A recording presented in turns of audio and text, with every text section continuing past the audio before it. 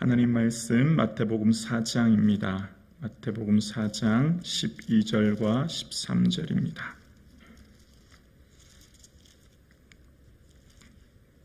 마태복음 4장 12절, 13절 두 절 말씀입니다.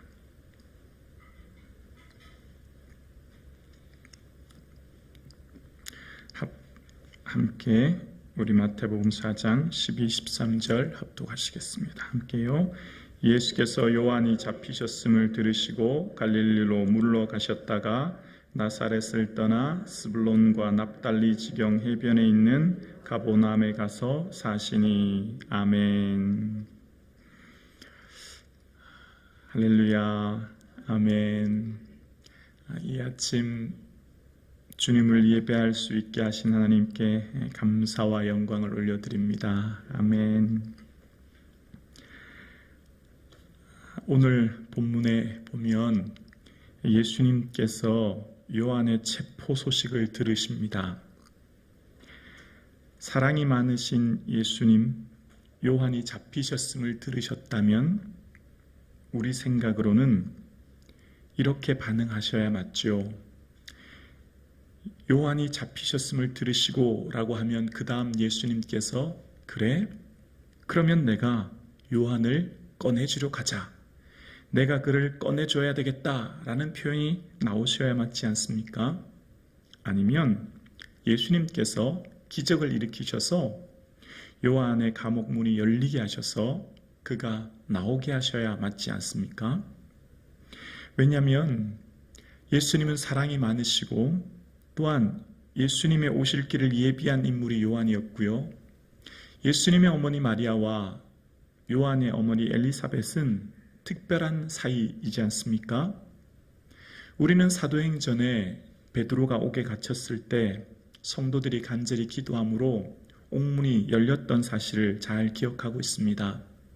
그렇다면 지금 요한이 잡히셨음을 들었다면 예수님께서는 즉시 요한을 꺼내주셔야 맞는 것 아닙니까? 그런데 오늘 본문에 보면 예수님께서 요한이 잡히셨음을 들으시고 그 다음 반응은 갈릴리로 물러가셨다는 것입니다. 그리고 가보나움에 가서 사셨다는 것으로 오늘 본문은 요한에 대한 이야기를 전혀 언급하지 않고 있습니다. 뿐만 아니라 요한이 이후에 투옥된다고 하는 사실을 우리는 압니다. 마태복음 11장 2절에 보면 요한이 감옥에 갇히게 되고 그 감옥에 갇혔을 때 오실 그이가 당신입니까? 아니면 우리가 다른 일을 기다리까? 요한의 제자를 보내서 예수님께 질문한 것을 우리는 기억합니다. 그러면 요한이 감옥에 갇혔고 그 기간이 상당히 오래되었음을 알게 되어집니다. 그리고 예수님의 요한의 제자들을 보내 예수님께 오실 그이가 당신입니까? 다른 일을 기다리까? 라고 하는 제자들의 질문을 받으셨다면 예수님은 이미 요한이 감옥에 갇혀 있음을 아셨고 그럼에도 불구하고 예수님은 요한을 전혀 꺼내주거나 기적적인 능력을 베푸지 않으셨다는 것을 기억합니다. 이후 마태복음 14장에 가면 헤로디아의 요청으로 인하여 요한을 목베어 그러니까 참수형 당하게 되지요. 그리고 그 참수형 당하여서 요한의 제자들이 시체를 장사하게 되었습니다. 그리고도 마찬가지입니다. 요한복음 14장 12절에 보면 요한의 제자들이 와서 시체를 가져다가 장사하고 가서 예수께 아뢰니라 라고 기록되어 있습니다. 요한이 죽었다는 소식을, 아니 죽고 이미 장사하여 며칠이 지났다는 소식을 예수님은 들으신 거예요. 그런데 마태복음 14장 12절에 장사하여 예수께 아뢰다고 하는 그 소식 뒤에는 예수님의 반응이 참 특이합니다. 마태복음 14장 13절에 보면 예수께서 들으시고 배를 타고 떠나사 따로 빈들에 가시니라고 말씀하십니다. 예수님께서 세례 요한의 죽음을 들으셨고 그럼에도 불구하고 예수님은 애통해하거나 슬퍼하거나 혹은 헤롯에 대해 분노하신 사실이 기록되어 있지 않고 예수님은 배를 타고 빈들로 가셨다라고 하시면서 예수님은 예수님의 사역을 이어가셨다는 것으로 기억하고 있는 것을 보게 되었습니다. 왜 예수님께서는 세례 요한을 구하지 않으셨을까요? 이미 세례 요한에 충분히 옥에 갇혀 있다고 하는 사실을 알고 계셨고 예수님의 능력을 베푸셨으면 얼마든지 세례 요한은 참수용을 당하지 않을 수 있습니다.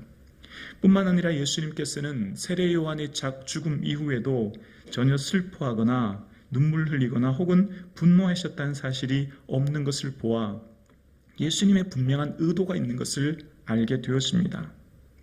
그것은 먼저 예수님의 사명을 바라보면 조금 이해가 됩니다. 예수님께서는 인자가 온 것은 이라고 하시면서 예수님의 하신 목적, 이 땅에 오신 목적이 자기 목숨을 많은 사람의 대속물로 주려 함이라 라고 말씀하시므로 예수님께서는 이 땅에 오신 목적이 곧 십자가의 죽음과 그것으로 인하여 많은 사람을 구속하는 사건임을 말씀하고 계십니다. 그러니까 예수님의 오심은 십자가의 죽음이요, 그것이 사람들의 기준으로 볼 때 가장 불행한 인물인 것처럼 보이나 그것은 인류를 위한 구속의 사건인 것처럼 세례 요한에 오는 것, 세례 요한에 대해서 요한복음 5장 33절에 보면 요한은 켜서 비추는 등불이라 라고 이야기합니다. 요한은 타오르면서 빛을 내는 등불이라는 거예요. 그래서 사람들에게 많은 빛을 비추게 해서 예수 그리스도의 오심을 예비하는 사명이 요한에게 있었다는 것을 알게 되었습니다. 요한은 세상 죄를 지고 가는 하나님의 어린 양 예수 그리스도를 선포하고 또한 예수 그리스도의 오실 길을 예비하는 것이 요한이 사명이었습니다. 여기까지가 요한이 맡겨진 임무였던 거죠. 그러니까 세례 요한의 삶은 하나님께서 이 땅에 보내신 사명을 충실히 이루었고 그것이 곧 이 땅에서 그의 삶을 충실히 살아간 것이 하나님의 사명이었습니다. 세상적인 기준으로 볼 때는 메뚜기와 석청을 먹고 광야에 살며 투옥되어 참수형 당하는 것이 가장 불행한 인물처럼 보이고 가장 비참한 인물처럼 보이지만 그것이 오히려 하나님께서 보시기에 여자가 낳은 자 중에 세례 요한보다 큰 자가 없다고 말씀하신 것처럼 세상의 기준으로 가장 비참하고 불행한 인물일지는 모르나 하나님이 보실 때 가장 큰 자요, 가장 성공한 자요, 가장 위대한 자임을 우리는 말씀을 통해 알 수 있는 것입니다. 사랑하는 성도님, 우리가 이 땅을 살면서 만사 형통, 무병장수 같은 성공과 축복이 이 땅의 기준으로 볼 때 멋진 인생이요, 화려한 인생처럼 보입니다. 물론 맞지요. 그런 복이 우리에게 필요합니다. 그러나 그런 것이 없다고 해서 내 삶이 화려하지 않고 내 삶의 실패와 문제가 가득하다고 해서 나는 결코 실패한 인물이 아님을 기억해야 합니다. 깊은 산속 이름 없이 핀 들풀도 하나님의 뜻을 이루기 위해 핀 것처럼 하늘을 나는 작은 새도 이름 없이 날아다니는 그 새도 하나님의 뜻을 이루는 것처럼 오늘 저와 여러분의 삶은 아무것도 없는 자 같으나 모든 것을 가진 자임을 기억하는 믿음이 저와 여러분의 삶 가운데 있을 수 있기를 주의 이름으로 축원합니다. 이 믿음이 가능한 이유는 무엇입니까? 이 땅에서의 모든 것이 끝나는 것이 아니라 하나님 나라가 있기 때문이에요. 모든 평가의 기준은 이 땅이 아니기 때문입니다. 그래서 마태복음 1장을 읽을 때 우리는 기억합니다. 낳고 낳았으면 죽음이 있어야지요. 낳고 죽었다라고 해야 맞는 것 아닙니까? 그러나 마태복음에는 낳고라고 시작하고 있어요. 그것은 무슨 말입니까? 죽음이 없다는 것이지요. 즉 낳고 이 땅의 모든 인생들 하나님의 계획 안에 태어났고 그 죽음 너머에 하나님의 위대한 나라가 있음을 우리는 믿습니다. 그래서 스데반의 순교에 대해서 사도행전 7장 60절에 보면 이 주여 이 죄를 그들에게 돌리지 마옵소서 이 말을 하고 자니라 라고 이야기합니다. 죽었다는 말을 하지 않아요.